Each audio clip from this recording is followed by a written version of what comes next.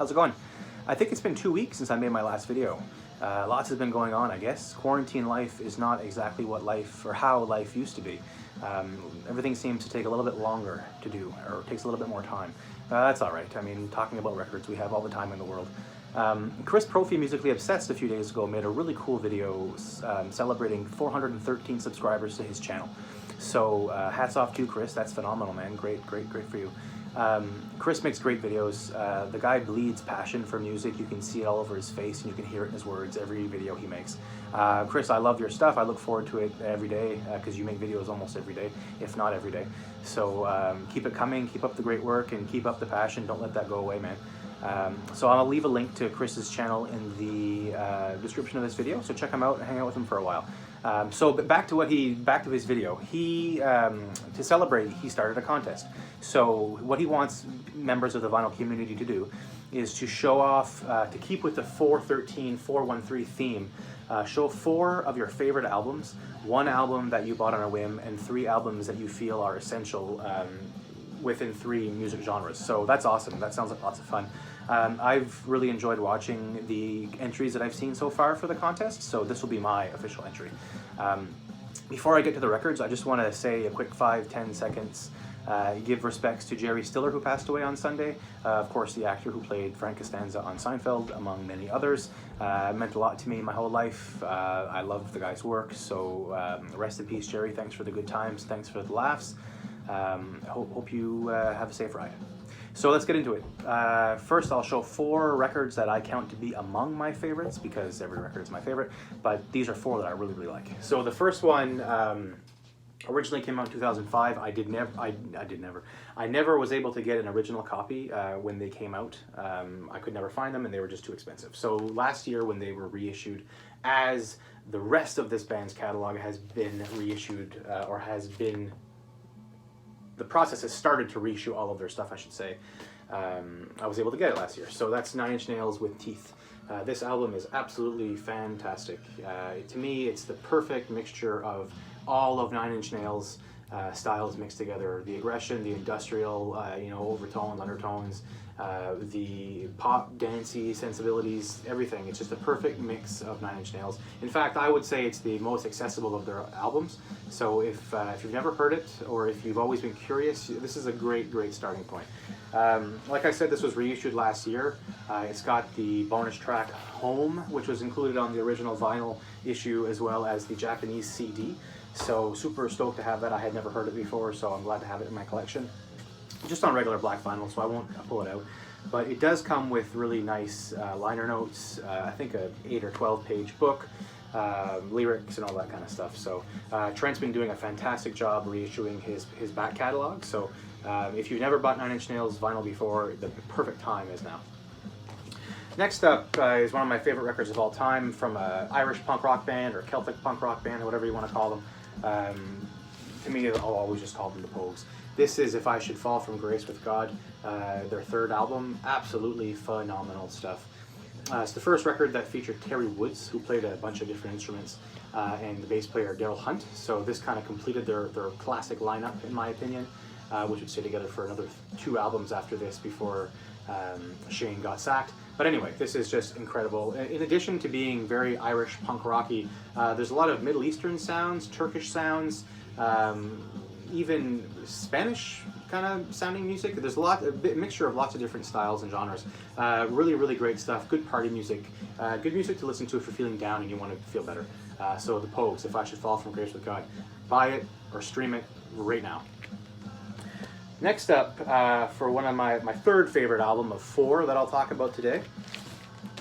This is Jay Reatard, Blood Visions, his first solo album. I think this came out in 2006. Unfortunately, Jay passed away in 2009. He had just released Watch Me Fall, I believe, a few months either before he passed away or it came out posthumously. But this is the only solo album I believe that came out during his lifetime. But excellent garage punk, kind of lo-fi, very DIY. It's hard to put a name on it. Jay was a part of so many bands, the Reatards, Lost Sounds, Angry Angles, He did a bunch of stuff across a whole bunch of different styles. So, but this is very garagey, very quick, fast, aggressive punk rock. Definitely recommended if you are able to find it, just on regular black vinyl. But I think there's something cool. Oh no, I thought it was, but this is the hype sticker that came with the album originally. I saw Jay Retard a few months before he passed away, and I have a ticket stub somewhere. I thought I had put it with that sleeve, but I guess not. Next up, for my fourth favorite album, Candy Now. This is a project from Black Dahlia of the Dwarves. Easily his most accessible and most family-friendly stuff. There's no curse words on this, I don't think. Very poppy, very dancey, easygoing, fun, simple, great music. It's a pop record. It's not punk rock. It's not rock. It's a pop record, and it's sweet and it's candy, and you should really check it out. It's hard to describe it better than that, but basically. It's a collaboration between Blag and this woman here. I forget her name. I apologize. Angelina Moisov. She was a Russian singer, but I believe she lives in New York. But anyway, just great stuff. If you're fans of the Dwarves, if you're fans of good music, check it out. Candy Now. It's on Spotify, so you can stream it before you buy it. But definitely pick it up. Next up, I'll show a record that I purchased on a whim. So this is a cool one. Actually, it kind of leads into the Jay Retard record. Jay Retard has a song called My Shadow, which is probably his most famous song. So this next band covered it, and it was the first song that I had ever heard by this next band. I've been looking for it forever because it's a B-side on a 7-inch. I haven't been able to find it. I saw this next band play, and I begged them to play the Jay Retard song, but they didn't do it. It's Pup. This is The Dream Is Over. This is their second record. I bought this on a whim. I had heard the Jay Retard cover, and I love it so much that I saw this record at the shop, and I just bought it. I love the cover too. The cover just really stuck out to me when I saw it. It looks like an old Polaroid. This is great punk rock, fast, aggressive. Just on regular black vinyl, so I won't pull it out. But really good. It's hard to explain, hard to put into words. But very angular riffs, kind of a schizophrenic sound, very unique, but excellent stuff. If you haven't heard them yet, check them out. Pup. Pathetic Use of Potential. Pup.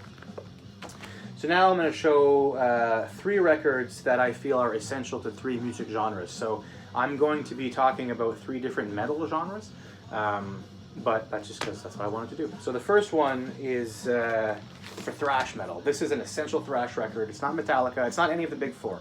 But it's a thrash record that I think everyone should have in their collection. And it's Violence, Eternal Nightmare. This album is incredible. It's packed with so many fantastic riffs, one after the other. The whole thing just feels like a roller coaster ride. This is a really cool reissue that came out, I believe, in 2017 by Wax Maniacs. It's got the 7 songs that were on the original album, plus, what's it called? Kill on Command. Torture Tactics, which was deemed too vulgar by the label to be released on the album. So there's a demo of it on here, as well as an entire demo cassette that they did. So there's, I think, 5 or 6 bonus tracks. Really cool package. This came out in '88 originally, so it is a bit late for thrash, but I do think it's essential. Rob Flynn, of course, went on to form Machine Head, played in this band. So Violence. Can't go wrong. Next up, for death metal, this is, to me, one of the most essential death metal records. It's Deicide and their self-titled debut. Fantastic stuff, very Florida death metal, Scott Burns production sounding, but great riffs, a lot of catchiness. This is Deicide, in my opinion, before they went, not a parody of themselves, but before they got too intense with the Satanism and the burning the cross on his forehead, and it's good. It's good stuff. It's good classic death metal. That if you're not a fan of death metal, or if you've always wanted to check out death metal, this is a great way to start. So Deicide, first record. Next up for black metal, we've got to me again one of the most essential black metal records, I feel, and it's Dark Thrones, Ablaze in the Northern Sky. This is grim. This sounds like a snowstorm. Just total bleakness and just distortion and depression and anger. And it's exactly what black metal is supposed to be. This, to me, is the best Dark Throne because it's before they dropped the kind of melodic, not punk rock, but they had a punk edge to them. I always felt early Dark Throne had a kind of a punky edge with their catchy riffs, and this has a lot of that. So it's a great kind of segue into the full-on bleakness of black metal with the punky kind of more melodic edge. So Dark Throne, A Blaze in the Northern Sky for my third Essential record. So that's it. Those are the 8 records that I wanted to talk about today. I just wanted to make a quick video response contest entry. Quickly, I'll just talk about the record that I had on while I was filming this video. Actually, Chris, you'll like this. I kind of took this from you. This is Voivod. This is 14, or 14, I guess, as it's meant to be said, 14 in French. This is, of course, the first album by Voivod that was released after the death of Piggy, their legendary guitar player and songwriter. Cool story about this. Away, the drummer for Voivod, his girlfriend either lived or lives in town where I live. And when Piggy died, I think in 2004, I had gone into one of the record shops and talking to a friend of mine, and Away had just been in, because he knows Away. And I had just missed him, and that really sucks, because I always wanted to meet him. Every time he'd come in, and I'd always miss him. But he had just been in, and he was talking to a friend of mine and saying how that Piggy had recorded a shitload of material for 2 or 3 records, that Voivod wasn't over, that there was going to be more music, not to despair. So he took my friend was telling me this, and I was excited. I was like 13 or 14, and I was, oh my god, more Voivod, new Voivod. But I never thought anything would really come of it. And then a few years later, this came out. So, and then Infini, which came out in 2008, was the last work before Chewy joined on guitar. So it's all kind of just to say that I always kind of felt like I had a little insider intel on the Voivod news, but I don't know if it's as cool as I thought it was as a kid. But Voivod 14. So be well, guys. Be in peace, and take care of yourselves. Thanks a lot for watching.